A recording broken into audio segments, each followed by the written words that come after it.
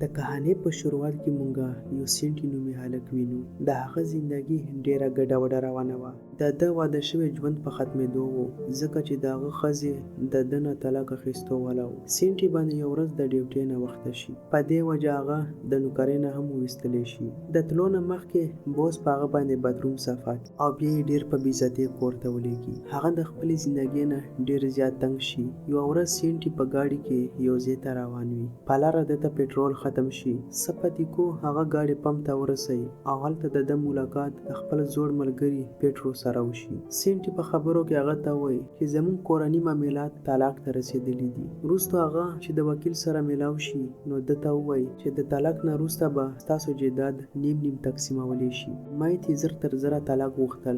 وکیل هغې ته ووایي چې په قانوني دستاویزاتو کې یو څو میاشتې لګېدی شي. د عدالت نه چې راووځي نو یوه ښځه هغه ته د لاټرۍ ټیکټ اخیستو وایي. سینټي هم په خوشحالۍ سره یو ټیکټ واخلي، د سیګرټو په ټبي کې یې کېږدي او د هغه ځای نه روان شي. د ماښام هغه د خپل کالج یونین پارټۍ ته لاړ شي. هلته سینټي د خپل پخواني ملګرو مارکوس او پیډرو سره میلاو شي. په دې پارټۍ کې خپله ښځه د یو بل مالداره سړي ماریو سره وویني. مایت یې هغه ته ووایي چې زه په کوم سوپرمارکېټ کې کار کوم، دا د هغې مالک دی. دا اورېدو سره هغه ډېر زیات خفه شي او بیا د هغه ځای نه لاړ شي. د شپې هغه د سیګرټ ډبې یو ډسبین ته ګوزار کړي، خو ده ته دا پته نه وه چې هغه لوټرۍ ټیکټ هم په دې ډبې کې و. یو سهار هغه لمبېدو، په دې ټیم په ټي وي باندې د هغه ټیکټ باره کې خبر راشي. هغه د ډېرې خوشحالۍ نه وارخطا ډسبین طرف ته منډه کړي او خپل ټیکټ لټول شروع کړي. اخر کر ټیکټ میلاو شي او ډېر زیات خوشحاله شي، ځکه چې دا ټیکټ په 25 میلیونه یورو انعام کې راغلی و. هغه فوراً خپلې ښځې ته کال وکړي، خو هغه کالاټې نه کړي. بیا هغې سره میلاوېدو ته روان شي، خو هلته هغه میتي د هغه مالداره کس سره ډېره نږدې وویني.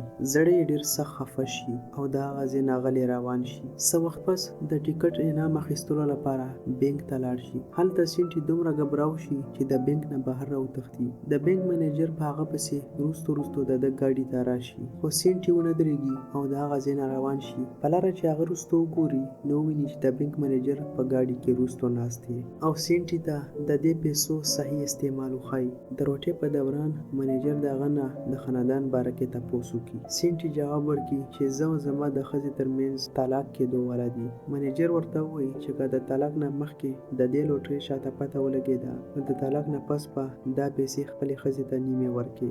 بهتره به دا وي چې دا خبر د هر چا نه پټ وساتي. سینټي خو اول دروغ ویل نه غوښتل، خو چې کله هغه مایت یو ځل بیا د هغه مالداره کس سره وویني نو د دې لوټرۍ پټولو فیصله وکړي. بیا څه وخت پس هغه ماریو ته ملاقات ته ورشي، ځکه چې ماریو ده ته د نوکرۍ افر ورکړی و او بیا سینټي ته د شاپکیپر ډیوټي حواله کړي. هغه اول ځان لپاره د لوټرۍ په پیسو قیمتي سوټ او ګړۍ واخلي، بیا ځان لپاره نور هم ډېر قیمتي سامان واخلي او په یو خفیه کمره کې یې پټ کېږدي. په دې دوران میتي کور ته راشي. هغه د ګړۍ پټولو کوشش وکړي، خو میتي په هغه شکي شي او دا وګڼي چې څه ګډوډ خو ضرور شته.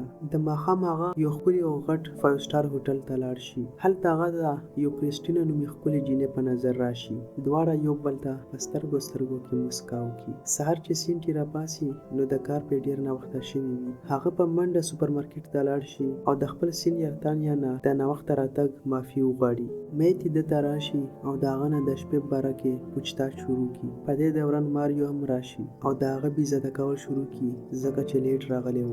بله ورځ سینټي د یو بل کس آرچ سره میلاو شي. هغه یو لمبوزن و. سبا له آرچ سینټي هم ځان سره سمندر ته بوځي او هغه ته سرفینګ یعنې لمبو وښایي. یوه شپه پیډرو او مارکوز هغه ته کال وکړي. سینټي هغوی ته د خپل نوي شوق لمبو زده کولو په باره کې ووایي. د هغه ملګري دا وګڼي چې د سینټي دماغ خراب شوی دی او د طلاق ټینشن په وجه هغه ګډې وډې وایي، ځکه چې سرفینګ یا لمبو وهل صرف د مالدارو خلکو کار دی. بله ورځ سینټي د منیجر سره خپل پخواني باس ته ورشي. هغه ته ووایي چې زه ستا سمندري جاز اخیستل غواړم. هغه هم حیرانه شي چې دا خو ما د نوکرۍ نه ویستې و او ده سره دومره پیسه د کومې راغله. سودا کامیابه شي او د هغه نه جاز واخلي. بیا د خپلې بدلې اخیستلو لپاره په باس باندې د بیړۍ بدرومونه صفا کړي. وروسته چې سینټي او منیجر د نوې سودا پلان جوړولو نو په دې وخت مخې له پیډرو او مارکوز راشي. د سینټي چې دا سټایل وویني نو هغوی هم حیرانه شي. سینټي د دوی نه اصلي خبره پټه کړي او ورته ووایي چې دا هر څه ماته د نوې نوکرۍ په وجه میلاو میلاو شوي دي. پیډرو او مارکوس دته په ناراضګۍ سره وایي چې ته اوس زموږ نه لرې شوی یې او بالکل ټیم نه راکې. د دې نه پس دواړه کور ته راشي. هلته وویني چې د میتي مور او پلار لورا او میګن د اول نه هلته موجود وو. سینټي د دوی سره روټۍ ته کینی خو هغه بهر ډیر خوراک کړی وو او اوس یې یوه نوړۍ هم نشوه خوړی ځکه هغه بهانه جوړه کړي چې زما خېټه خرابه ده او باتروم ته لاړ شي. په دې دوران لورا د میتي نه د دوی تعلقات بارو کې تپوس وکړي. میتي دروغ ووایي چې زموږ تعلقات صحیح روان دي. سینټي چې د باتروم نه راوځي نو د ده سخر د هغه په لاس قیمتي ګاډۍ وویني. هغه ډیر زیات ګبراو شي او خپل سخر ته دروغ ووایي چې دا یو نقلي ګاډۍ ده او ډیره ارزانه ده.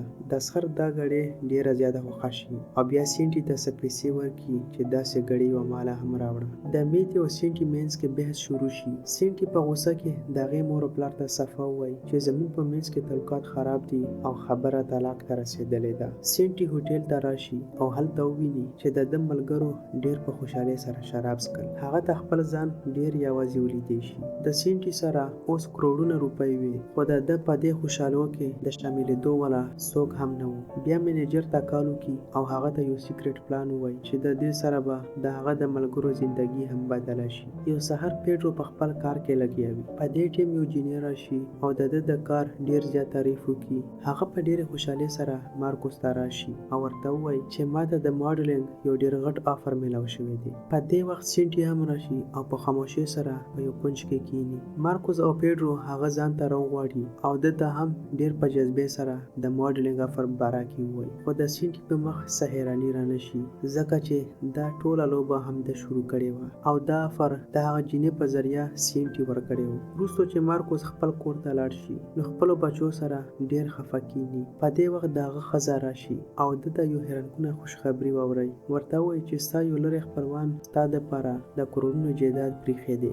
دا کار هم د سینټي و ځکه چې د خپل دواړه ملګري خوشحاله لیدل غوښتل. یو سحر سینټي او منیجر ورزش ته بهر راشي. هلته دوی ماریو ویني. منیجر سینټي ته وایي چې ماریو د سوپرمارکیټ خرڅولو پوره تیاری کړې ده او هغه د ټولو ورکرز نوکري اخیستو وړه ده خو په ظاهر هغه د ټولو سره د همدردۍ ډرامه کوي. په دې وخت ماریو هم سینټي وویني او ده ته ډیر په غوسه ووایي چې ته دلته څه کې او ډیوټي ته ولې نه تلې. بل خوا تانیا د میتي نه پوښتنه وکړي چې آیا مارکیټ رښتیا بندیږي. میتي هغې ته ووایي چې دا دروغ دي. په دې وخت سینټي هم راشي او میتي ته د ماریو اصلیت ښکاره کولو کوشش وکړي خو په دې وخت بیا ماریو هم راشي او میتي ته ووایي چې ستا خاوند د ډیوټي په ځای بهر لوبې کوي. میتي په هغه ډیره زیاته غوسه شي او ورته ووایي چې په کور کې زموږ دومره غریبي او بد حال روان دی او ته بهر د غټو خلکو سره لوبې کوي. څنګه چې سینټي د مارکیټ نه خفه راوځي نو بهر د هغه ملګري په یو ښکلي سپورټ کار کې راشي. سینټي هم ځان سره کینوي